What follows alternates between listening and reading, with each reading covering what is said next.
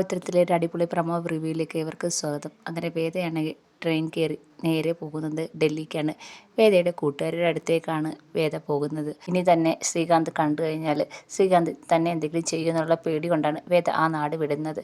മാത്രമല്ല താൻ ഗർഭിണിയാന്നുള്ള കാര്യം ആർക്കും അറിയത്തുമില്ല. അങ്ങനെ അവിടെയാണെങ്കിൽ വേദയുടെ കൂട്ടുകാരുടെ അടുത്തേക്കാണ് വേദ പോകുന്നത്. വേണ്ടത്തെ സൗകര്യങ്ങളെല്ലാം വേദയുടെ കൂട്ടുകാർ വേദയ്ക്ക് ചെയ്തു കൊടുക്കുന്നുണ്ട്. കൂട്ടുകാരുടെ കൂടെ തന്നെയാണ് വേദയും താമസിക്കുന്നത്. വിക്രത്തിൻ്റെ കാര്യം ഓർത്ത് വേദയ്ക്ക് ഭയങ്കര വിഷമത്തോടൊക്കെ ഇരിക്കുമ്പോൾ കൂട്ടുകാർ വന്ന് ആശ്വസിപ്പിക്കുകയും ചെയ്യുന്നുണ്ട്.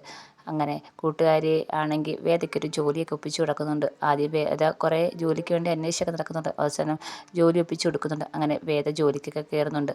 അപ്പോൾ ഗർഭിണിയാവുകയാണ്. മാസങ്ങൾ കഴിഞ്ഞു പോവുകയാണ്. ഈ സമയത്ത് വിക്രം ജയിലിനുള്ളിലാവുകയാണ്.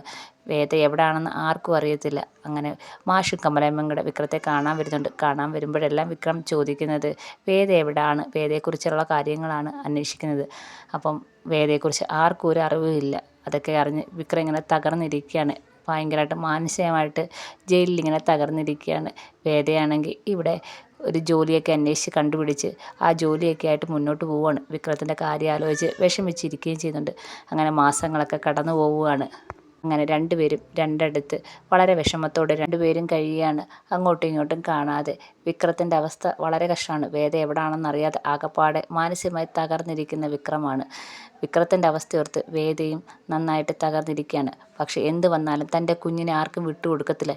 ഈ ഭൂമിയിലേക്ക് തൻ്റെ വിക്രത്തിൻ്റെ കുഞ്ഞിനെ കൊണ്ടുവരുമെന്നൊരു വാശിയിൽ തന്നെ വേദ ജീവിക്കുകയാണ്. ഇതൊക്കെയാണ് പ്രമോ വിശേഷം. എല്ലാവർക്കും ഇഷ്ടപ്പെട്ടെങ്കിൽ സബ്സ്ക്രൈബ് ചെയ്യണേ. അതുപോലെ തന്നെ സപ്പോർട്ട് ചെയ്യണേ.